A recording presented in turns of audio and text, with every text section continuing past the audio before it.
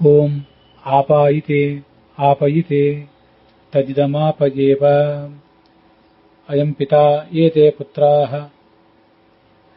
ಶ್ರೀ ಗುರುಭ್ಯೋ ನಮಃ. ಮಹಾಭಾರತದ ಆಶ್ವಮೇಧಿಕ ಪರ್ವದ 114ನೆಯ ಈ ಭಾಗದಲ್ಲಿ ವೈಷ್ಣವ ಧರ್ಮ ಪರ್ವಕ್ಕೆ ಅನುಸಾರವಾಗಿ ಕೃಷ್ಣ ಹೇಳಿದಂತೆ ಆಹ್ನಿಕವನ್ನು ನೋಡ್ತಾ ಇದ್ದೇವೆ. ಅಲ್ಲಿ ಸ್ನಾನ ಹೇಗೆ ಮಾಡಬೇಕು ಅನ್ನೋದ್ರ ಬಗ್ಗೆ ವರ್ಣನ ಇದೆ. ಆ ಸ್ನಾನವನ್ನು ವರ್ಣನೆ ಮಾಡುವ ಪ್ರಸಂಗದಲ್ಲಿ ವಾವಿಳ್ಳಿ ರಾಮಸ್ವಾಮಿ ಶಾಸ್ತ್ರಿಗಳ ಪಾಠದಲ್ಲಿ 109, ಟಿ.ಆರ್. ಕೃಷ್ಣಾಚಾರ್ಯರ ಪಾಠದಲ್ಲಿ ಮತ್ತು ವೈಷ್ಣವ ಪಾಠದಲ್ಲಿ 104 ಈ ಅಧ್ಯಾಯಗಳು. ಆ ಭಾಗಗಳಲ್ಲಿ ಸುಮಾರು 30 ಶ್ಲೋಕಗಳು. ಬೇರೆ ಬೇರೆ ಪಾಠದಲ್ಲಿ ಬೇರೆ ಬೇರೆ ಉದಾಹರಣೆ ಇರಬಹುದು. ಅಲ್ಲಿ ಆ ನೀರಿನಲ್ಲಿ ಸ್ನಾನ ಮಾಡುವಾಗ ಉಚ್ಚರಿಸಬೇಕಾದಂತಹ ಬೇರೆ ಬೇರೆ ಮಂತ್ರಗಳು, ಜಲಾಭಿಮಾನಿ ದೇವತೆಗಳನ್ನ ಸ್ತುತಿಸಬೇಕಾದಂತಹ ಮಂತ್ರಗಳನ್ನ ನಾವು ನೋಡ್ತಾ ಇದ್ದೇವೆ. ಆಪಃ ಪುನಂತು ಪೃಥ್ವೀಂ ಅಂತ ಒಂದು ಮಂತ್ರ, ಮತ್ತೆ ಅಥೋ ದೇವ ಅವಂತನೋ ಅನ್ನೋ ಮಂತ್ರವನ್ನು ಅದರಲ್ಲಿ ಬರುವಂತಹ ಇದಂ ವಿಷ್ಣು ವಿಚಕ್ರಮೆ ಅನ್ನೋದನ್ನು ಪಠನ ಮಾಡಬೇಕು ಅಂತ ಬಂದಿತ್ತು. ಮತ್ತೆ ಆಲಭ್ಯ ವಾರುಣೈಹಿ ಸೂಕ್ತೈಹಿ, ವರುಣನ ಕುರಿತಾದಂತಹ ಶ್ಲೋಕಗಳನ್ನ ಅಲ್ಲಿ ಪಠನ ಮಾಡಬೇಕು ಅಂತ ಹೀಗೆಲ್ಲ ಬಂದಿದೆ. ಆ ವರುಣನ ಸೂಕ್ತಗಳಲ್ಲಿ ಇವತ್ತು ನಾವು ನೋಡಬೇಕಾದದ್ದು ಆಪೋವ ಇದಂ ಸರ್ವಂ ಅನ್ನುವಂಥ ಮಂತ್ರದ ಅರ್ಥಗಳು, ಮತ್ತೆ ಇಮಮ್ಮೆ ಗಂಗೆ ಯಮುನೆ ಸರಸ್ವತಿ ಅನ್ನುವಂಥ ಮಂತ್ರದ ಅರ್ಥಗಳನ್ನು. ಇದು ಸದಾಚಾರ ಸ್ಮೃತಿಗೆ ವ್ಯಾಖ್ಯಾನ ಬರೆದವರು ಆ ಮಂತ್ರಗಳನ್ನು ಬೇರೆ ಬೇರೆ ರೀತಿ ವರ್ಣನೆ ಮಾಡಿದ್ದಾರೆ. ಒಬ್ಬೊಬ್ಬರು ಒಂದೊಂದು ರೀತಿ ಹೇಳ್ತಾರೆ. ಅದರಲ್ಲೂ ದಧಿಕ್ರಾವಣೋ ಅಕಾರ್ಷಂ ಅಂತ ಒಂದು ಮಂತ್ರನೂ ಇದೆ. ಆದರೆ ಆ ದಧಿಕ್ರಾವಣೋ ಅಕಾರ್ಷಂ ಅಂತ ಮಂತ್ರಕ್ಕೆ ಇಲ್ಲಿ ನಾನು ಅರ್ಥ ಹೇಳಿಲ್ಲ ಈ ಭಾಗದಲ್ಲಿ. ಯಾಕಂದ್ರೆ ನೇರವಾಗಿ ಅಲ್ಲಿ ಜಲದ ಅಪಭಿಮಾನಿ ದೇವತೆಗಳನ್ನು ವರ್ಣನೆ ಮಾಡುವಂತ ಪ್ರಸಂಗ ಇಲ್ಲ. ಆದ್ರಿಂದ ಆಪೋಹಿಷ್ಠಾಂ ಅನ್ನುವಂಥ ಮಂತ್ರ ಕಳೆದ ದಿವಸ ಮುಕ್ತಾಯ ಕಂಡಿದೆ. ಅದ್ರ ಹಿಂದೆ ಆಪಃ ಪುನಂತು ಅನ್ನೋದು ಮುಕ್ತಾಯ ಕಂಡಿದೆ. ಇದಂ ವಿಷ್ಣು ವಿಚಕ್ರಮೆ ಅನ್ನೋದು ಮುಕ್ತಾಯ ಕಂಡಿದೆ. ಈಗ ಆಪೋವ ಇದಂ ಸರ್ವಂ ಅನ್ನುವ ಮಂತ್ರ ಮತ್ತೆ ಇಮಮ್ಮೆ ಗಂಗೆ ಯಮುನೆ ಅನ್ನುವ ಮಂತ್ರದ ಅರ್ಥಗಳನ್ನು ನೋಡೋಣ. ನಮ್ಮ ಸಮಯಾವಕಾಶಕ್ಕೆ ಅನುಗುಣವಾಗಿ ದಹಿಕ್ರಾವಣೋಕಾರಿಷಂ ಅನ್ನುವಂಥ ಮಂತ್ರದ ಅರ್ಥವನ್ನು ಕೂಡ ಮುಂದೆ ನೋಡೋಣ. ಅತ್ಯಶನಾದ್ ಅತೀಪಾನಾತ್ ಯಚ್ಚ ಉಗ್ರಾತ್ ಪ್ರತಿಗ್ರಹಾತ್ ಅಂತ ನಾರಾಯಣ ಉಪನಿಷತ್ನಲ್ಲಿರುವಂತಹ ಮಹಾನಾರಾಯಣ ಉಪನಿಷತ್ನಲ್ಲಿರುವ ಮಂತ್ರವನ್ನು ಕೂಡ ಅಲ್ಲಿ ಹೇಳ್ತಾರೆ. ಅದನ್ನು ಯಥಾವಕಾಶ ಮುಂದೆ ನೋಡೋಣ. ಈಗಂತೂ ಆಪೋವಾ ಇದಂ ಸರ್ವಂ ಅನ್ನೋ ಮಂತ್ರ ಮತ್ತು ದಧಿಕ್ರಾವಣ ಮತ್ತು ಇಮಮ್ಮೆ ಗಂಗೆ ಯಮುನೆ ಅನ್ನೋ ಮಂತ್ರವನ್ನ ನೋಡೋಣ. ಇವೆಲ್ಲ ಹಿಂದೆ ಸಂಧ್ಯಾವಂದನದ ಪ್ರಸಂಗದಲ್ಲಿ ನಾವು ಹೇಳಿದ್ದೆ. ಅದೇ ಮಂತ್ರಗಳನ್ನ ಅರ್ಥ ಸಮೇತವಾಗಿ ಹಿಂದೆ ಶ್ರವಣ ಮಾಡಿದ್ದನ್ನೇ ಮತ್ತೆ ಈ ಭಾಗದಲ್ಲಿಯೂ ಕೂಡ ಶ್ರವಣ ಮಾಡೋಣ. ಅದು ಸಂಧ್ಯಾವಂದನೆಗಾಯಿತು. ಇದು ಆ ಜಲಾಭಿಮಾನಿ ದೇವತೆಗಳನ್ನು ಸ್ನಾನ ಕಾಲದಲ್ಲಿ ಸ್ಮರಿಸುವುದಕ್ಕೆ ಉಪಯೋಗ ಆಗ್ತದೆ. ಆಪೋವಾ ಇದಂ ಸರ್ವಂ ವಿಶ್ವಾಭೂತಾನ್ಯಾಪಃ ಪ್ರಾಣಾವ ಆಪಃ ಅಂತ ಒಂದು ಮಂತ್ರ ಕೇಳಿ ಬರ್ತದೆ. ಇದು ಘಟ್ಟದ ಕೆಳಗಿನ ಯಜುರ್ವೇದಿಯ ಮಾಧ್ಯಾಹ್ನಿಕ ಸಂಧ್ಯಾವಂದನದಲ್ಲಿ ಆಪಃ ಪುನಂತು ಅಂತ ಜಲಾಭಿಮಂತ್ರಣ ಏನಿದೆ ಮಂತ್ರ, ಅದಕ್ಕಿಂತ ಮುಂಚೆ ಸಿಗುವಂಥ ಮತ್ತೊಂದು ಮಂತ್ರ ಹೀಗೆ ಕಾಣಿಸ್ತದೆ. ಇದು ಮಹಾನಾರಾಯಣ ಉಪನಿಷತ್ನಲ್ಲಿ ಕಂಡು ಬಂದಿದೆ. ಅದರ ಅರ್ಥ ಈ ಮುಂದಿನಂತೆ ಆಗ್ತದೆ. ಆಪೋವಾ ಇದಂ ಸರ್ವಂ. ಹಿಂದೆ ನಾವು ಆಪಹ ಅನ್ನೋ ಶಬ್ದಕ್ಕೆ ಅರ್ಥವನ್ನು ನೋಡಿದ್ದೇವೆ. ಆಪ ಆಪಾಲನಾದ್ ಹರಿಹಿ ಅಂತ. ಭಗವಂತ ಸಕಲವನ್ನು ಕಾಪಾಡುವುದರಿಂದ ಆತನಿಗೆ ಆಪಹ ಅಂತ ಹೇಳ್ತಾರೆ. ಅದನ್ನು ನಾವು ನೋಡಿದ್ದೇವೆ. ಆದ್ರಿಂದೇನೆ ಇಡೀ ಜಗತ್ತಿನ ಪಾಲಕ ಆದಾದ್ರಿಂದ ಈ ಭಗವಂತ ಆದ್ರಿಂದ ಅವನೇ ಇದಂ ಸರ್ವಂ, ಈ ಜಗತ್ತೆಲ್ಲವೂ ಕೂಡ ಅವನೇ ಆಗಿದ್ದಾನೆ ಅಂತ ಅಲ್ಲಿ ಕೇಳಿ ಬರ್ತದೆ.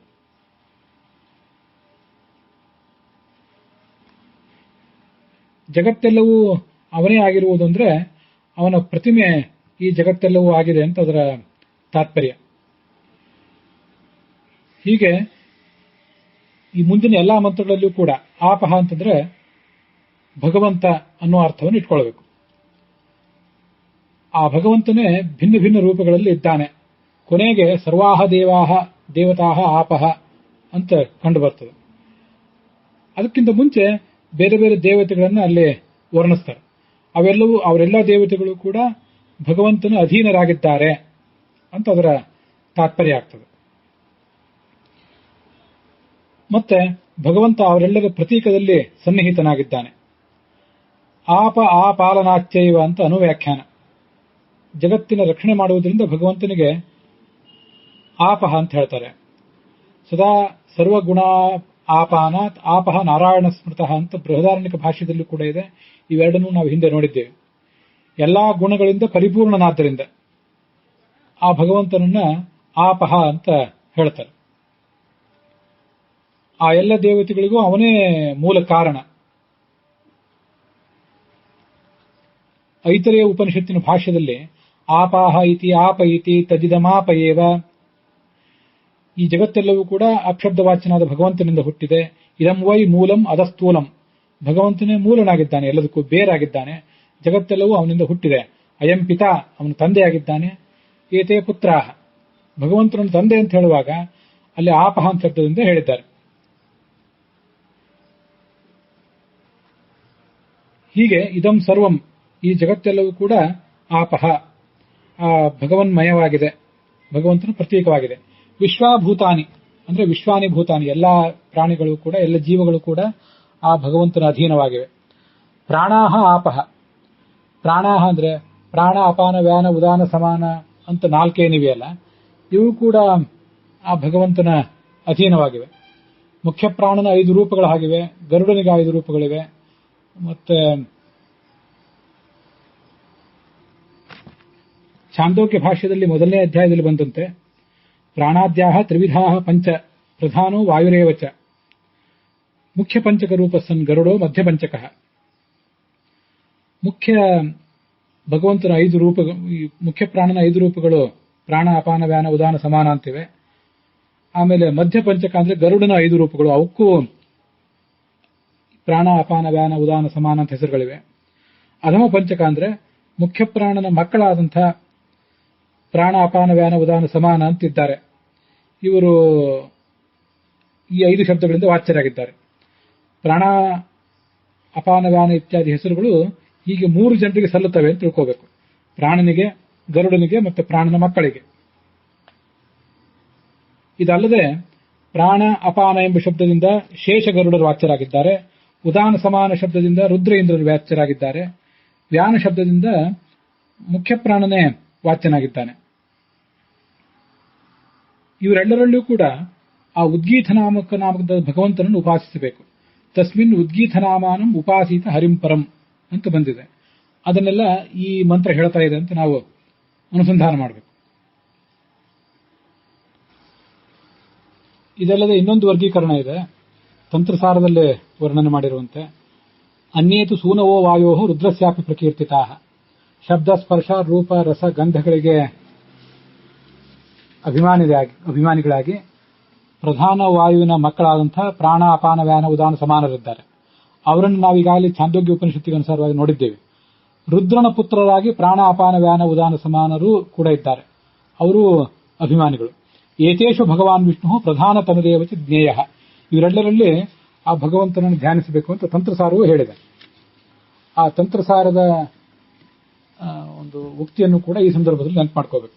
ಪ್ರಾಣಾಹ ಆಪಹ ಅಂತಂದ್ರೆ ಈ ಎಲ್ಲಾ ಪ್ರಾಣ ಅಪಾನ ಮೊದಲಾದವುಗಳಲ್ಲಿ ಭಗವಂತನೇ ಸನ್ನಿಹಿತನಾಗಿದ್ದಾನೆ ಅಂತ ಅದರ ತಾತ್ಪರ್ಯ.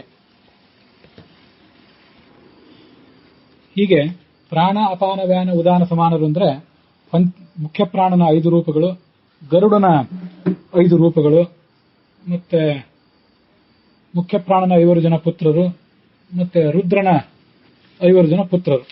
ಇವರೆಲ್ಲರೂ ಕೂಡ ಪ್ರಾಣ ಅಪಾನ ವ್ಯಾನ ಉದಾನ ಸಮಾನ ಅಂತ ಕರೆಸ್ಕೊಂಡಿದ್ದಾರೆ. ಇದಲ್ಲದೆ ಪ್ರಾಣ, ಗರುಡಶೇಷರು ಮತ್ತೆ ರುದ್ರ ಇಂದ್ರ, ಗರುಡ, ಶೇಷ ಮತ್ತು ಮುಖ್ಯ ಪ್ರಾಣ, ಇವರು ಪಂಚಪ್ರಾಣರು. ಮುಖ್ಯ ಪ್ರಾಣನೂ ಪಂಚಪ್ರಾಣ, ಗರುಡನೂ ಪಂಚಪ್ರಾಣ. ಮುಖ್ಯ ಪ್ರಾಣನ 5 ಜನ ಮಕ್ಕಳು, ರುದ್ರನು 5 ಜನ ಮಕ್ಕಳು. ಇವರೆಲ್ಲರೂ ಕೂಡ ಪಂಚಪ್ರಾಣರು ಅಂತ ಕರೆಸ್ಕೊಂಡಿದ್ದಾರೆ. ಇವರೆಲ್ಲರೂ ಭಗವಂತನ ಪ್ರತೀಕರಾಗಿದ್ದಾರೆ ಅಂತ ತಿಳ್ಕೊಳ್ಬೇಕು. ಇದಲ್ಲದೆ ಪ್ರಾಣಾಹ ಅಂದ್ರೆ ಇಂದ್ರಿಯಗಳು ಅಂತ ಅರ್ಥ. ಪ್ರಾಣಾವೈ ಸತ್ಯಂ ತೇಷಾಮೇಷ ಸತ್ಯಂ ಅಂತ ಬೃಹದಾರಣ್ಯಕ ಭಾಷ್ಯದಲ್ಲಿ ಅದಕ್ಕೆ ಅರ್ಥ ಬರೆದಿದ್ದಾರೆ. ಪ್ರಾಣಾಹ ಅಂದ್ರೆ ಎಲ್ಲ ಇಂದ್ರಿಯಗಳು ಅಂತ ಅರ್ಥ. ಪಶವಃ ಆಪಹ, ಪಶುಗಳು ಅಂದ್ರೆ ನಮ್ಮ ಎಲ್ಲಾ ಪಶು ಸಂಪತ್ತು.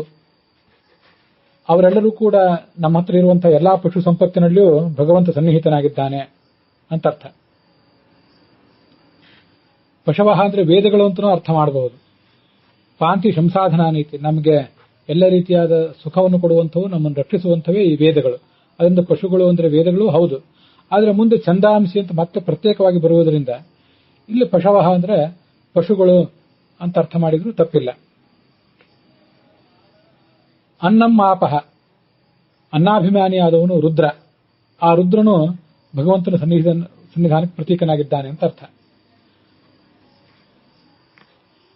ಅನ್ನಾಭಿಮಾನಿ ರುದ್ರಶ್ಚ ಅಂತ ಛಾಂದೋಗ್ಯ ಉಪನಿಷತ್ನಲ್ಲಿ ಒಂದು ವರ್ಣನೆ ಇದೆ. ಅಮೃತಮಾಪಹ, ದೇವತೆಗಳು ಸ್ವೀಕಾರ ಮಾಡುವಂತಹ ಅಮೃತ, ಅದು ಕೂಡ ಭಗವಂತನ ಸನ್ನಿಧಾನಕ್ಕೆ ಪಾತ್ರವಾಗಿದೆ. ಸಮ್ರಾಡಾಪಹ, ವಿರಾಡಾಪಹ, ಸ್ವರಾಡಾಪಹ ಅಂತ ಕಂಡು ಬರ್ತದೆ. ಸಮ್ರಾಟ್ ಎಂಬ ಶಬ್ದಕ್ಕೆ ಮುಖ್ಯ ಪ್ರಾಣ ಅಂತ ಅರ್ಥವನ್ನ ಮಹಾನಾರಾಯಣ ಉಪನಿಷತ್ನಲ್ಲಿ ವರ್ಣನೆ ಮಾಡ್ತಾರೆ. ಆ ಭಗವಂತ ಮುಖ್ಯ ಪ್ರಾಣನಲ್ಲಿ ಸನ್ನಿಹಿತನಾಗಿದ್ದಾನೆ. ವಿರಾಟ್ ಅಂದ್ರೆ ಗರುಡ, ಅವನು ಭಗವಂತನ ಸನ್ನಿಧಾನಕ್ಕೆ ಪಾತ್ರ. ಸ್ವರಾಟ್ ಅಂದ್ರೆ ಇಂದ್ರ, ಇವರೆಲ್ಲರೂ ಭಗವಂತನ ಸನ್ನಿಧಾನಕ್ಕೆ ಪಾತ್ರರು. ವಿರಾಜಂ ಗರುಡಂ ಪ್ರಾಹು ಸ್ವರಾಡ್ ಇಂದ್ರ ಉದಾಹೃತಃ ಅಂತ ಭಾಗವತ ತಾತ್ಪರ್ಯದಲ್ಲಿ ಅದರ ಬಗ್ಗೆ ವರ್ಣನೆ ಇದೆ. ಹೀಗೆ ಸಮ್ರಾಟ್ ಮುಖ್ಯ ಪ್ರಾಣ, ವಿರಾಟ್ ಗರುಡ, ಸ್ವರಾಟ್ ಇಂದ್ರ, ಇವರೆಲ್ಲರೂ ಭಗವಂತನ ಸನ್ನಿಧಾನಕ್ಕೆ ಪಾತ್ರರು. ಛಂದಾಂಸಿ ವೇದಗಳು ಭಗವಂತನ ಸನ್ನಿಧಾನಕ್ಕೆ ಪಾತ್ರಗಳು. ಹಿಂದೆ ಪಶುವಹ ಅಂತ ಬಂತಲ್ಲ, ಹೀಗೆಲ್ಲ ಬಂದಾಗ ಒಂದು ಕಡೆ ಜಡವಾದಂತಹ ವೇದಗಳು, ಅವರು ಭಗವಂತನ ಸನ್ನಿಧಾನಕ್ಕೆ ಪಾತ್ರರು. ಜಡವಾದ ವೇದಗಳು ಭಗವಂತನ ಸನ್ನಿಧಾನಕ್ಕೆ ಪಾತ್ರಗಳು. ಆ ವೇದಗಳ ಅಭಿಮಾನಿಗಳಾದಂತಹ ದೇವತೆಗಳು ಭಗವಂತನ ಸನ್ನಿಧಾನಕ್ಕೆ ಪಾತ್ರ ಅಂತ ಬೇರೆ ಬೇರೆ ರೀತಿಯಾಗಿ ಅದನ್ನು ವ್ಯಾಖ್ಯಾನಿಸಬಹುದು.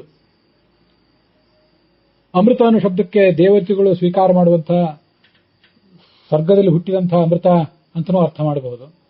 ಅಮೃತ ಅಂದ್ರೆ ತತ್ವಜ್ಞಾನ ಅಂತನೂ ಅರ್ಥ ಮಾಡಬಹುದು. ಆ ತತ್ವಜ್ಞಾನದ ದೇವತೆ ಲಕ್ಷ್ಮೀ ದೇವಿ, ಅವಳು ಕೂಡ ಭಗವಂತನಿಗೆ ಸನ್ನಿಧಾನಕ್ಕೆ ಪಾತ್ರಳು. ಅಮೃತ ಅಂತ ಅವಳಿಗೆ ಶಬ್ದನೇ ಇದೆ. ಹೀಗೆ ಆ ಎಲ್ಲಾ ಶಬ್ದಗಳನ್ನು ಬೇರೆ ಬೇರೆ ರೀತಿಯಾಗಿ ವ್ಯಾಖ್ಯಾನಿಸಬಹುದು. ಜ್ಯೋತಿಂಷಿ ಅಂದ್ರೆ ನಕ್ಷತ್ರಗಳು ಭಗವಂತನ ಸನ್ನಿಧಾನಕ್ಕೆ ಪಾತ್ರವಾಗಿವೆ.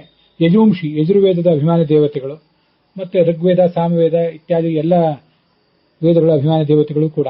ಯಜುರ್ವೇದಾತ್ಮಕೋ ಹರಹ ಅಂತ ಯಜುರ್ವೇದವನ್ನ ರುದ್ರ ಅಂತ ವರ್ಣನೆ ಮಾಡಿದ್ದಾರೆ, ಯಜುರ್ವೇದದ ಅಭಿಮಾನಿ. ಅದಲ್ಲದೆ ಆ ಯಜುರ್ವೇದದ ಅಭಿಮಾನಿಗಳು ಮಾತ್ರ ಅಲ್ಲ, ಯಜುರ್ವೇದದ ಪ್ರವರ್ತಕ ದೇವತೆಗಳು. ಯಜುಷಾಂಶ ಪ್ರವರ್ತಕಂ ವೈಶಂಪಾಯನಮೇವೈಕಂ ದ್ವಿತೀಯಂ ಸೂರ್ಯಮೇವಚ ಅಂತ ಆಚಾರ್ಯರು ತಾತ್ಪರ್ಯ ನಿರ್ಣಯದಲ್ಲಿ ಹೇಳುವಂತೆ ವೈಶಂಪಾಯನ ಮತ್ತು ಸೂರ್ಯ ಅವರು ಕೂಡ ಯಜುರ್ವೇದದ ಪ್ರವರ್ತಕರು. ಭಗವಂತನ ಸನ್ನಿಧಾನಕ್ಕೆ ಪಾತ್ರರು. ಮತ್ತೆ ಯಜುವಂಶಿ ಎಂಬ ಶಬ್ದದಿಂದ ಚತುರ್ಮುಖ ಬ್ರಹ್ಮನನ್ನು ತಗೊಳ್ಬಹುದು. ಯಾಕೆಂದ್ರೆ ಯಜುರ್ವೇದಕ್ಕೆ ಪ್ರವರ್ತಕನಾದಂತಹ ವೈಶಂಪಾಯನನನ್ನ ಬ್ರಹ್ಮ ಪ್ರವೇಶ ಮಾಡಿದ್ದಾನೆ ಅಂತ ವರ್ಣನೆ ಮಾಡ್ತಾರೆ. ಶೇಷೋಥ ಪೈಲಂ ಮುನಿಮಾವಿಷತ್ತದ ವಿಷ ಸುಮಂತೋಮಪಿ ವಾರುಣಿಂ ಮುನಿಂ ಬ್ರಹ್ಮಾವಿಷತ್ತಮಥ ವೈಶಂಪಾಯನಂ. ಯಜುರ್ವೇದದ ಪ್ರವರ್ತಕನಾದ ವೈಶಂಪಾಯನನ್ನ ಬ್ರಹ್ಮ ಆವಿಷ್ಟನಾಗಿದ್ದ ಆ ವೈಶಂಪಾಯನಲ್ಲಿ ಅಂತಿರುವುದರಿಂದ ಯಜುವಂಶಿ ಎಂಬ ಶಬ್ದದಿಂದ ಚತುರ್ಮುಖ ಬ್ರಹ್ಮ, ರುದ್ರ, ವೈಶಂಪಾಯನ, ಸೂರ್ಯ ಇವರೆಲ್ಲರನ್ನು ತಗೊಳ್ಬಹುದು. ಸತ್ಯಂ, ಸತ್ಯ ಅಂದ್ರೆ ಮೀಮಾಂಸಾ ಅಂತ ಅರ್ಥವನ್ನ ಧೀರೇಂದ್ರ ತೀರ್ಥರು ನಮ್ಮ ಮಹಾನಾರಾಯಣ ಉಪನಿಷತ್ತಿನ ವ್ಯಾಖ್ಯಾನದಲ್ಲಿ ಹೇಳಿದ್ದಾರೆ. ಮೀಮಾಂಸಾ ಭಗವಂತನ ಸನ್ನಿಧಾನಕ್ಕೆ ಪಾತ್ರವಾಗಿದೆ. ಮೀಮಾಂಸಾ ಶಾಸ್ತ್ರ, ಮೀಮಾಂಸಾ ಶಾಸ್ತ್ರ ಅಂದ್ರೆ ಇವತ್ತು ಉಪಲಬ್ಧ ಇರುವಂತಹ ಕೇವಲ ಕರ್ಮದ ಪಾರಮ್ಯವನ್ನು ಹೇಳುವಂತಹ ಮೀಮಾಂಸಾ ಶಾಸ್ತ್ರ ಅಲ್ಲ, ಕರ್ಮ ಮೀಮಾಂಸಾ ಅಂತ ಒಂದು ಬ್ರಹ್ಮನೇ ಒಂದು ಬೇರೆನೇ ಇದೆ. ಜೈಮಿನಿಂ ಕರ್ಮ ಮೀಮಾಂಸಾ ಕರ್ತಾರಂ ಅಕರೋದ್ ವಿಭು ಅಂತ ತಾತ್ಪರ್ಯ ನಿರ್ಣಯದಲ್ಲಿ ಆಚಾರ್ಯ ಹೇಳ್ತಾರೆ. ಅಂತಹ ಭಗವಂತನಿಗೆ ಸಮ್ಮತವಾದಂತಹ ಮೀಮಾಂಸಾ ಶಾಸ್ತ್ರ ಅದು ಭಗವಂತನ ಸನ್ನಿಧಾನಕ್ಕೆ ಪಾತ್ರವಾಗಿದೆ. ಮತ್ತೆ ಅದರ ಪ್ರವರ್ತಕನಾದಂತಹ ಜೇಮಿಯು ಕೂಡ ಭಗವಂತನ ಸನ್ನಿಧಾನಕ್ಕೆ ಪಾತ್ರನಾಗಿದ್ದಾನೆ. ಸರ್ವಾಹ ದೇವತಾಹ ಆಪಹ, ಎಲ್ಲಾ ದೇವತೆಗಳು ಕೂಡ ಭಗವಂತನ ಸನ್ನಿಧಾನಕ್ಕೆ ಪಾತ್ರರಾಗಿದ್ದಾರೆ. ಭೂಹು ಭುವಃ ಸ್ವಹ, ಭೂಲೋಕದ ಅಭಿಮಾನಿ ದೇವತ ಅಗ್ನಿ, ಭುವಃ ಇತಿ ವಾಯು, ಸುವಹ ಸುವರ್ಲೋಕದ ಅಭಿಮಾನಿ ದೇವತೆ ಅಗ್ನಿಯಲ್ಲ ಆದಿತ್ಯ. ಇವರು ಆಯಾ ಲೋಕಗಳಿಗೆ ಅಭಿಮಾನಿಗಳು ಅಂತ ಹೇಳುವುದಕ್ಕಿಂತ ಆಯಾ ಲೋಕದಲ್ಲಿರುವಂತಹ ದೇವತೆಗಳವರು. ಭೂರಿತ್ಯಗ್ನೌ ಪ್ರತಿಷ್ಠತಿ, ಭೂ ಇತಿ ವಾಯು ಸುವರಿತ್ಯಾದಿತ್ಯ ಅಂತ ನಾವು ಹೀಗೆ ಹೇಳುವುದರಿಂದ ಅಗ್ನಿ, ವಾಯು ಮತ್ತೆ ಸೂರ್ಯ ಇವರೇ ಭೂಹು ಭೂಹ ಸ್ವಹ, ಅವರೆಲ್ಲರೂ ಕೂಡ ಭಗವಂತನ ಸನ್ನಿಧಾನಕ್ಕೆ ಪಾತ್ರರಾಗಿದ್ದಾರೆ ಅಂತ ಅರ್ಥ. ಹೀಗೆ ಭೂಸ್ಥಾನದಲ್ಲಿ ಅಗ್ನಿ, ಭುವಸ್ಥಾನದಲ್ಲಿ ವಾಯು, ಸ್ವಸ್ಥಾನದಲ್ಲಿ ಆದಿತ್ಯ ಭಗವಂತನ ಸನ್ನಿಧಾನ ಪಾತ್ರರು ಅಂತ ವರ್ಣನೆ ಮಾಡ್ತಾರೆ ಜ್ಞಾನಿಗಳು. ಅದಲ್ಲದೆ ಭೂಹು ಭುವಃ ಸ್ವಹ ಎಂಬ ಶಬ್ದದಿಂದ ಭಗವಂತನೇ ವಾಚ್ಯನಾಗಿದ್ದಾನೆ. ಭೂರಿತಿವ ಅಯಂ ಲೋಕಃ ಭುವೈತ್ಯಂತರಿಕ್ಷಂ ಸುವರಿತ್ಯಸೌ ಲೋಕಃ ಇತ್ಯಾದಿ ಕಡೆ ಭೂಹು ಎಂಬ ವ್ಯಾಹೃತಿಯಿಂದ ವಾಚ್ಯನಾದವನು ಅನಿರುದ್ಧ, ಭುವಃ ಎಂಬ ವ್ಯಾಹೃತಿಯಿಂದ ವಾಚ್ಯನಾದವನು ಪ್ರದ್ಯುಮ್ನ, ಸ್ವಹ ಎಂಬ ವ್ಯಾಹೃತಿಯಿಂದ ವಾಚ್ಯನಾದವನು ಸಂಕರ್ಷಣ ಅಂತ ಹೀಗೆ ವರ್ಣನೆ ಮಾಡಿದ್ದಾರೆ. ಮತ್ತೊಂದು ಕಡೆ ಉಪನಿಷತ್ನಲ್ಲಿ ವರಾಹ ಸಿಂಹ ಕಪಿಲಾಹ ತೇಷಾಂ ಭೂರಾದಿ ನಾಮಕಾಹ, ಭೂ ಶಬ್ದದಿಂದ ವರಾಹ, ಭುವ ಶಬ್ದದಿಂದ ನರಸಿಂಹ, ಸ್ವಸ್ ಶಬ್ದದಿಂದ ಕಪಿಲ ರೂಪಿಯಾದ ಭಗವಂತ ವಾಚ್ಯನಾಗಿದ್ದಾನೆ ಅಂತ ಬಂದಿದೆ. ಹೀಗೆ ಇವರೆಲ್ಲರೂ ಕೂಡ ಆಪಹ, ಆ ಭಗವಂತನ ಭಿನ್ನ ಭಿನ್ನ ಅವತಾರಗಳೇ ಆಗಿವೆ ಅಂತ ಅದರ ತಾತ್ಪರ್ಯ. ಅಲ್ಲಿಗೆ ಈ ಮಂತ್ರದ ವಿವರಣ ಸಮಾಪ್ತವಾಗಿದೆ. ಆಪೋವ ಇದಂ ಸರ್ವಂ ವಿಶ್ವಾಭೂತಾನ್ಯಾಪಹ ಅನ್ನುವಂಥ ಮಂತ್ರವನ್ನು ಕಳೆದ ದಿವಸ ನೋಡಿದ್ದೇವೆ ನಾವು. ಇದು ಘಟ್ಟದ ಕೆಳಗಿನ ಯಜುರ್ವೇದಿಯ ಮಧ್ಯಾಹ್ನ ಸಂಧ್ಯಾವಂದನದಲ್ಲಿ ಆಪಃ ಪುನಂತು ಪೃಥಿವೀಂ ಅಂತೇನು ಮಂತ್ರ ಇದೆ, ಜಲಾಭಿಮಂತ್ರಣಕ್ಕೆ ಉಪಯುಕ್ತ ಆಗುವ ಮಂತ್ರ. ಅದಕ್ಕಿಂತ ಪೂರ್ವದಲ್ಲಿ ಈ ಮಂತ್ರವೂ ಕೂಡ ಇದೆ ಅಂತ ಕೇಳಿ ಬರ್ತದೆ. ಕಳೆದ ದಿವಸ ಅದರ ಅರ್ಥ ನೋಡಿದ್ದೇವೆ. ವಸ್ತುತಃ ಅದು ಕೇವಲ ಘಟ್ಟದ ಕೆಳಗೆ ಮಾತ್ರ ಇಲ್ಲ, ಘಟ್ಟದ ಮೇಲೆ ಕೂಡ ಅದನ್ನ ಕೆಲವರು ಹೇಳ್ತಾರೆ, ಅದೊಂದು ಪದ್ಧತಿ ಇದೆ ಅಂತ ಕಂಡು ಬಂತು. ಹಾಗೆ ಘಟ್ಟದ ಮೇಲೆ ಮಧ್ಯಾಹ್ನ ಸಂಧ್ಯಾವಂದನದಲ್ಲಿ ಯಜುರ್ವೇದಿಗಳು ಅದನ್ನು ಹೇಳುವುದು ಕಡ್ಡಾಯವೇನೂ ಅಲ್ಲದೆ ಇರಬಹುದು, ಆದರೂ ಮತ್ತೊಂದು ಪದ್ಧತಿ ಇದೆ.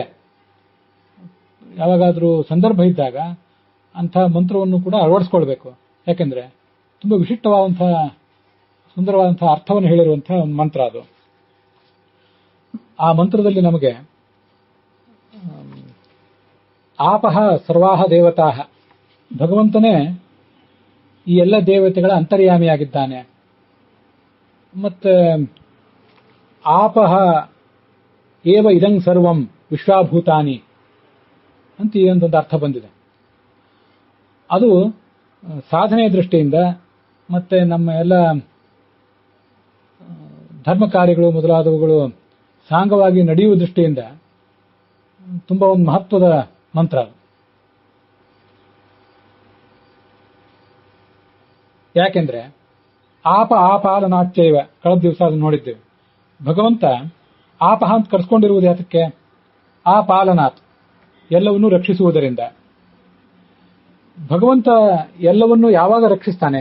ಯಾವ ಭಗವಂತನ ಗುಣವನ್ನು ನಾವು ಅನುಸಂಧಾನ ಮಾಡಿಕೊಂಡಾಗ ಆತ ನಮ್ಮನ್ನು ರಕ್ಷಿಸ್ತಾನೆ ಅಂದರೆ, ಮಹಾನಾರಾಯಣ ಉಪನಿಷತ್, ಇದು ನಾರಾಯಣ ವರ್ಮ ಸ್ತೋತ್ರದಲ್ಲಿ ಯಥಾಹಿ ಭಗವಾನೇವ ವಸ್ತುತಃ ಸದಸತ್ಯೇತ ಸತ್ಯೇನಾನೇನ ಸರ್ವೇ ಯಾಂತು ನಾಶಂ ಉಪದ್ರವಾಹ ಅಂತ ಇದೊಂದು ಕೇಳಿ ಬರ್ತದೆ, ಪ್ರಸಿದ್ಧವಾದದ್ದು. ಚರಾಚರಾತ್ಮಕವಾದ ಜಗತ್ತೆಲ್ಲವೂ ಕೂಡ ಭಗವಂತನೇ ಆಗಿದ್ದಾನೆ, ಅರ್ಥಾತ್ ಭಗವಂತನ ಅಧೀನ ಅದಾಗಿದೆ. ಭಗವಂತ ಅಲ್ಲೆಲ್ಲವೂ ಕೂಡ ಎಲ್ಲಾ ಕಡೆನೂ ಕೂಡ ವ್ಯಾಪ್ತನಾಗಿದ್ದಾನೆ ಅಂತ ತಿಳ್ಕೊಳ್ಳುವುದೇನಿದೆಯಲ್ಲ, ಹಾಗೆ ತಿಳ್ಕೊಂಡ್ರೆ ಇದೊಂದು ದೊಡ್ಡ ಸತ್ಯ. ಸತ್ಯೇನಾನೇನ ಸರ್ವೇ ಯಾಂತು ನಾಶಂ ಉಪದ್ರವಾಹ, ಆ ನಮ್ಮ ಎಲ್ಲಾ ಉಪದ್ರವಗಳು ಕೂಡ ಆ ಮೂಲಕ ಪರಿಹಾರ ಕಾಣಲಿ ಅಂತ ನಾರಾಯಣ ವರ್ಮ ಘೋಷಣೆ ಮಾಡಿದೆ. ಹೀಗೆ ಜಗತ್ ಚರಾಚರಾತ್ಮಕವಾದ ಸ್ಥಾವರ ಜಂಗಮಾತ್ಮಕವಾದ ಎಲ್ಲಾ ಜಗತ್ತೂ ಕೂಡ ಪರಮಾತ್ಮನ ಅಧೀನ ಅಂತ ಒಂದು ಮಹಾಸತ್ಯ ಏನಿದೆ, ಅದನ್ನು ತಿಳ್ಕೊಳ್ಳುವುದು ನಮ್ಮೆಲ್ಲ ಆಪತ್ತುಗಳನ್ನು ಪರಿಹಾರ ಮಾಡುತ್ತದೆ ಅಂತ, ಎಲ್ಲ ದಾರಿದ್ರ್ಯಗಳನ್ನ ಉಪದ್ರವಗಳನ್ನ ಪರಿಹಾರ ಮಾಡುತ್ತದೆ ಅಂತ ಅಲ್ಲಿ ಏನು ಹೇಳಿದಲ್ಲ, ಅದನ್ನೇ ಈ ಪ್ರಕೃತ ಮಂತ್ರವು ಕೂಡ ಹೇಳ್ತಾ ಇದೆ ಅಷ್ಟೆ. ಆಪ ಏವೇದಂ ಸರ್ವಂ, ಈ ಜಗತ್ತೆಲ್ಲವೂ ಕೂಡ ಭಗವನ್ಮಯವಾಗಿದೆ. ವಿಶ್ವಾಭೂತಾನ್ಯಾಪ, ಜಗತ್ತೆಲ್ಲವೂ ಕೂಡ ಎಲ್ಲಾ ಜೀವಗಳು ಕೂಡ ಪರಮಾತ್ಮನ ಬಿಂಬರೇ ಆಗಿದ್ದಾರೆ.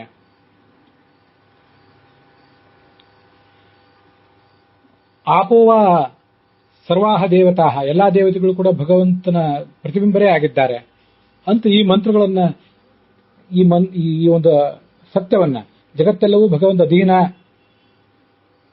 ಇದಮೃತಂ ಇದಂ ಬ್ರಹ್ಮ ಇದಂ ಸರ್ವಂ ಸರ್ವಂ ಖಲ್ವಿದಂ ಬ್ರಹ್ಮ ಅಂತೆಲ್ಲ ಉಪನಿಷತ್ತುಗಳು ಏನನ್ನು ಹೇಳ್ತಾ ಇವೆ ಅಂತ ಒಂದು ಮಹಾಸತ್ಯವನ್ನ ಘೋಷಿಸುವ ಮೂಲಕ ಈ ಮಂತ್ರನೂ ಕೂಡ ಅದನ್ನೇ ಹೇಳ್ತಾ ಇದೆ. ಆಪಹ ಅನ್ನೋದನ್ನೇ ಈ ಜಗತ್ತೆಲ್ಲವೂ ಭಗವನ್ಮಯವಾಗಿದೆ ಅಂತ ಬಂತಲ್ಲ, ಅಲ್ಲಿ ಆಪಹ ಅಂತಾನೆ ಯಾಕೆ ಹೇಳಿದ್ದಾರೆ? ಆಪಹ ಅಂದ್ರೆ ಎಲ್ಲವನ್ನೂ ರಕ್ಷಿಸುವವನು ಅಂತ ಅರ್ಥ. ಆಪ ಆಪಾಲನಾಚ್ಯೈವ ಅಂತ ಅನುವ್ಯಾಖ್ಯಾನದಲ್ಲಿ ಕಂಡು ಬಂದಿದೆ. ಮತ್ತೆ ಛಾಂದೋಗ್ಯ ಉಪನಿಷತ್ ಭಾಷ್ಯದಲ್ಲೂ ಕೂಡ ಕಂಡು ಬಂದಿದೆ. ಅಮ್ನಾಮ ಪಾಲನಾನ್ನಿತ್ಯಂ ಅಂತ ಐತರಿ ಉಪನಿಷತ್ ಭಾಷ್ಯದಲ್ಲಿ ಕಂಡು ಬಂದಿದೆ. ವ್ಯಾಪ್ತತ್ವಾದಾಪ ಇತ್ಯುಕ್ತ, ಭಗವಂತ ಸರ್ವತ್ರ ವ್ಯಾಪ್ತ ಅಂತ ಛಾಂದೋಗ್ಯ ಉಪನಿಷತ್ ಹೇಳಿದೆ. ಸರ್ವತ್ರ ವ್ಯಾಪ್ತ, ಸರ್ವರಕ್ಷಕ, ಈ ಕಾರಣದಿಂದಲೇ ಭಗವಂತ ಆಪ್ತ. ನಾವು ಭಗವಂತನಿಂದ ರಕ್ಷಣೆಯನ್ನು ಪಡೆಯುವುದು ಹೇಗೆ? ಅವನು ಸರ್ವತ್ರ ವ್ಯಾಪ್ತ, ಸರ್ವವೂ ಅವನ ಅಧೀನ ಅಂತ ತಿಳ್ಕೊಂಡ್ರೆ ನಮಗೆ ರಕ್ಷಣೆ ಆಗುವುದು. ಅದನ್ನೇ ನಾರಾಯಣ ವರ್ಮ ಕೂಡ ಹೇಳಿದೆ. ಅದಕ್ಕಾಗಿ ಭಗವಂತನನ್ನ ಆಪ್ ಅನ್ನೋ ಶಬ್ದದಿಂದ ಉಪಾಸನೆ ಮಾಡುವುದು ಬಹಳ ಮಹತ್ವ. ಅದಕ್ಕಾಗಿ ಇಡೀ ಮಂತ್ರ ಅದು ಜಲಾಭಿಮಂತ್ರಣಕ್ಕೆ ಉಪಯುಕ್ತ ಆಗುವ ಮಂತ್ರ. ಅದು ಕೈಯಲ್ಲಿ ನೀರನ್ನು ಹಿಡಿದು ಆ ಜಲಾಭಿಮಾನಿಯಾದ ದೇವತೆಗಳಲ್ಲಿ ಅಂತರ್ಯಾಮಿಯಾದ ಭಗವಂತ ಅಂತ ಒಂದು ಸಾಮಾನ್ಯವಾದ ಅರ್ಥ. ಸರ್ವತ್ರ ವ್ಯಾಪ್ತನೂ ಸರ್ವ ರಕ್ಷಕನೂ ಆದ ಭಗವಂತ ಅಂತ ಅದು ವಿಶಿಷ್ಟವಾದ ಅರ್ಥ. ಆ ಭಗವಂತನೇ ಈ ಜಗತ್ತೆಲ್ಲವನ್ನು ತುಂಬಿದ್ದಾನೆ, ಎಲ್ಲಾ ದೇವತೆಗಳನ್ನು ತುಂಬಿದ್ದಾನೆ, ಅನ್ನವನ್ನು ತುಂಬಿದ್ದಾನೆ, ಪಶುಗಳನ್ನು ತುಂಬಿದ್ದಾನೆ, ಎಲ್ಲ ಯಜುರ್ವೇದ ಮೊದಲಾದ ವೇದಗಳನ್ನು ತುಂಬಿದ್ದಾನೆ ಅಂತ ಭಗವಂತನ ಸರ್ವ ವ್ಯಾಪ್ತತ್ವವನ್ನ ಸರ್ವ ರಕ್ಷಕತ್ವವನ್ನ ಹೇಳುವ ಆಪ್ ಶಬ್ದದೊಂದಿಗೆ ಇದೆಲ್ಲವೂ ಭಗವಂತನ ಅಪಶಬ್ದವಾಚ್ಯನಾದ ಭಗವಂತನ ಅಧೀನವಾಗಿದೆ ಅಂತ ಅನುಸಂಧಾನ ಮಾಡಲಿಕ್ಕಾಗಿ ನಮಗೆ ಆ ಮಂತ್ರ ಬಹಳ ಮಹತ್ವದ್ದಾಗ್ತದೆ. ಇದು ಈ ಮಂತ್ರದ ಒಂದು ವಿಶಿಷ್ಟವಾದಂತಹ ಅನುಸಂಧಾನದ ಮುಖ. ಇಮಮ್ಮೆ ಗಂಗೆ ಯಮುನೆ ಸರಸ್ವತಿ ಋತುದ್ವಿಸ್ತೋಮಂ ಸಚತಾಪರುಷ್ಣ್ಯ ಅಚಿಜ್ಞಾ ಮರುದ್ವೃಧೆ ವಿತಸ್ತಯಾದೀಕಿಯೇ ಶೃಣುಹ್ಯ ಸುಷೋಮಯ. ಈ ಮಂತ್ರದ ಅರ್ಥವನ್ನ ಈಗ ಗಮನಿಸೋಣ. ಮಹಾನಾರಾಯಣ ಉಪನಿಷತ್ತಿನಲ್ಲಿ ಇದು 63ನೇ ಮಂತ್ರ. ಬೇರೆ ವೇದ ಭಾಗಗಳಲ್ಲೂ ಬಂದಿರಬಹುದು. ಈ ಮಂತ್ರದಿಂದ ಆ ಶಾಲಗ್ರಾಮದ ನಿರ್ಮಾಲ್ಯ ತೀರ್ಥವನ್ನ ಕೈಯಲ್ಲಿ ಹಾಕೊಳ್ಬೇಕು. ಹಾಕೊಂಡು ಮುಂದೆ ಅದನ್ನ ಗೋಪಿಚಂದ್ರವನ್ನ ಉದ್ವರ್ತನ ಮಾಡಬೇಕು, ತಿಕ್ಕಬೇಕು ಅಂತ ಹೀಗೆ ಇರೋದು. ಆ ಗೋಪಿಚಂದ್ರವನ್ನು ತಿಕ್ಕಲಿಕ್ಕೊಂದು ಬೇರೆ ಮಂತ್ರ ಇದೆ, ಅದನ್ನ ಮುಂದೆ ನೋಡೋಣ. ಈ ಮಂತ್ರವನ್ನ ಆ ಶಾಲಗ್ರಾಮ ತೀರ್ಥವನ್ನ ಕೈಯಲ್ಲಿ ಹಾಕೊಳ್ಳಿಕ್ಕೂ ಉಪಯೋಗ ಮಾಡಬಹುದು. ನದಿಗಳಲ್ಲಿ ಸ್ನಾನ ಮಾಡುವಾಗ ಅಥವಾ ಬೇರೆ ಯಾವುದೇ ಬಾವಿಗಳಲ್ಲಿ ಸ್ನಾನ ಮಾಡುವಾಗಲೂ ಕೂಡ ಆ ಎಲ್ಲ ನದಿಗಳನ್ನು ನಾವು ಪ್ರಾರ್ಥಿಸಬಹುದು. ಗಂಗೆ ಗಂಗಾ ನದಿಯೇ, ಯಮುನೆ ಯಮುನಾ ನದಿಯೇ, ಸರಸ್ವತಿ ಸರಸ್ವತಿ ನದಿಯೇ, ಶುತುದ್ರಿ ಸಟ್ಲೇಜ್ ನದಿಯೇ. ಇದು ಸಟ್ಲೇಜ್ ನದಿಗೆ ಆಗ ಶುತುದ್ರಿ ಅಂತ ಹೇಳ್ತಾ ಇದ್ರು. ಮರುದ್ವೃಧೆ ಮರುವಾರ್ದ್ವಾನ್ ನದಿಯೇ, ಈಗ ಇದಕ್ಕೆ ಮುರುವಾರ್ದ್ವಾನ್ ಅಂತ ಹೇಳ್ತಾರೆ ಅಂತ ಕೇಳಿ ಬಂದಿದೆ. ಆ ಪ್ರಕಾರ ಒಂದು ಮೂಲದಿಂದ ನಮಗೇನು ತಿಳಿದು ಬಂದಿದೆ ಅದನ್ನ ನಿಮ್ಮೆದುರಿಗೆ ಹೇಳಿ. ಆರ್ಜಿಕೀಯೆ, ಹಿಂದೆ ಆರ್ಜಿಕೀಯ ಅಂತ ಕರಿತಾ ಇದ್ರು. ಇವೆಲ್ಲ ಆಕಾರಾಂತವಾದ ಶಬ್ದಗಳು. ಆರ್ಜಿಕೀಯ, ಮರುದ್ವೃಧ ಇತ್ಯಾದಿ. ಆರ್ಜಿಕೀಯ ಅಂದ್ರೆ ಅದಕ್ಕೆ ವೇದದಲ್ಲಿ ಆರ್ಜಿಕೀಯ ಅಂತ ಹೆಸರು. ವಿಪಾಶ ಅಂತ ಹೇಳಿ ಈ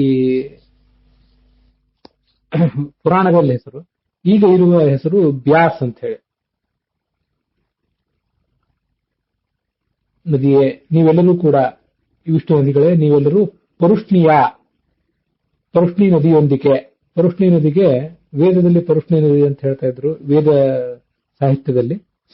ಇರಾವತಿ ಅಂತ ಹೇಳಿ ಪುರಾಣದಲ್ಲಿ ಕಂಡುಬರುವ ಹೆಸರು, ಈಗ ರಾವಿ ಅಂತ ಅದಕ್ಕೆ ಹೆಸರು ಕಂಡು ಬರ್ತದೆ. ಪರುಷ್ಣಿಯ ಅಂತ ಇದು ತೃತೀಯ ವಿಭಕ್ತಿ ಏಕವಚನ. ಮೊದಲಿಂದೆಲ್ಲವೂ ಸಂಬೋಧನ ಪ್ರಥಮ ವಿಭಕ್ತಿ ಏಕವಚನ. ಅಸಿಕ್ನಿಯ ಅಂದ್ರೆ ಚಂದ್ರಭಾಗ ನದಿ ಪುರಾಣದಲ್ಲಿ, ವೇದದಲ್ಲಿ ಅಸಿಕ್ನಿ ಅಂತ. ಅದಕ್ಕೆ ಈಗ ಚೀನಾ ಬಂತ ಹೆಸರು, ಅಸಿಕ್ನಿ ನದಿಯೊಂದಿಗೆ. ವಿತಸ್ತೆಯ ಝೀಲಂ ನದಿಯೊಂದಿಗೆ. ಸುಷೋಮಯ ಅದಕ್ಕೆ ಈಗ ಸೋಹಾನ್ ಅಂತ ಹೇಳ್ತಾರೆ ಅಂತ ಕೇಳಿ ಬರ್ತದೆ. ಸೋಹಾನ್ ನದಿಯೊಂದಿಗೆ. ಮೇ ನನ್ನ.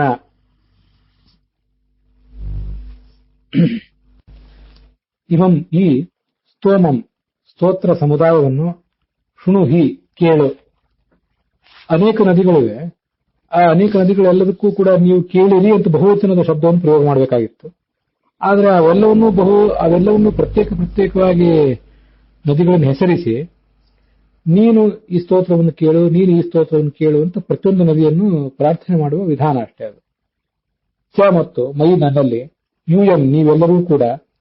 ಆ ಸಚತಾಪರುಷ್ಣ್ಯ ಅಂತ ಹೀಗಿದೆ. ಸಚತ ಅಂತದು ಮಧ್ಯಮ ಪುರುಷ ಬಹುವಚನದ ಪ್ರಯೋಗ. ಅಲ್ಲಿ ಆ ಅಂತಿರುವುದನ್ನ ಹಿಂದೆ ತಗೊಂಡ್ರೆ ಆ ಸಚತ ಆಂಗಿತ್ಯುಪಸರ್ಗ ಪೂರ್ವಕ ಷಜ ಸಮವಾಯಿ ಅಂತ ಧಾತು ಅದು. ಅದಕ್ಕೆ ನೀವೆಲ್ಲರೂ ಕೂಡ ಬಂದು ನೆಲೆಸಿರಿ ಅಂತ ಹೀಗಾದರ ತಾತ್ಪರ್ಯ ಆಗ್ತದೆ. ಈ ಎಲ್ಲಾ ನದಿಗಳಲ್ಲಿಯೂ ಕೂಡ ಭಗವಂತ ಇದ್ದಾನೆ. ಆಯಾ ನದಿಗಳಲ್ಲಿ ಸ್ತ್ರೀರೂಪದಿಂದ ಭಗವಂತ ಇದ್ದಾನೆ. ಆ ನದಿಗಳು ಅನೇಕ ಇರಬಹುದು, ಆ ಪ್ರತೀಕಗಳು ಅನೇಕ ಇರಬಹುದು. ಆ ಎಲ್ಲಾ ಪ್ರತೀಕಗಳಲ್ಲಿಯೂ ಕೂಡ ಅಂತರ್ಗತನಾದಂತಹ ಭಗವಂತ ಒಬ್ಬನೇ ಇದ್ದಾನೆ. ಆದ್ರಿಂದ ತ್ವಂ ಶೃಣುಹಿ, ಆ ನದಿಗಳ ಅಂತರ್ಯಾಮಿಯಾದ ಭಗವಂತನೇ ನೀನು ನನ್ನ ಸ್ತೋತ್ರವನ್ನು ಕೇಳು ಬಾ ಅಂತ ಅವನನ್ನ ಸ್ತೋತ್ರ ಮಾಡಿದ್ದಾರೆ. ಹಾಗಾಗಿ ಅನೇಕ ನದಿಗಳಿದ್ದಾಗ, ಅನೇಕ ವ್ಯಕ್ತಿಗಳಿದ್ದಾಗ ರಾಮನೇ, ಕೃಷ್ಣನೇ, ಗೋವಿಂದನೇ, ದೇವದತ್ತನೇ, ಯಜ್ಞದತ್ತನೇ ನೀವೆಲ್ಲರೂ ಬನ್ನಿರಿ ಅಂತ ಬಹುವಚನ ಹೇಳ್ತಿರ್ತಾರೆ. ಆದ್ರೆ ಇಲ್ಲಿ ಏಕವಚನವನ್ನು ಹೇಳಿದಿರುವ ಉದ್ದೇಶ ಹೀಗೆ ನಾವು ತಿಳ್ಕೊಳ್ಬಹುದು. ಅಂತರ್ಯಾಮಿಯಾದ ಒಬ್ಬನೇ ಆದ ಭಗವಂತನನ್ನ ನೀನು ನನ್ನ ಸ್ತೋತ್ರವನ್ನು ಕೇಳಬಾ ಅಂತ ಪ್ರಾರ್ಥಿಸುವುದು. ನನ್ನಲ್ಲಿ ಬಂದು ನೆಲೆಸುವಾಗ ನೀವೆಲ್ಲರೂ ಕೂಡ ಒಟ್ಟಿಗೆ ನೆಲೆಸಿರಿ. ಆದ್ರಿಂದ ಆ ಸಚತ ಅಂತ ಬಹುವಚನ ಇದೆ.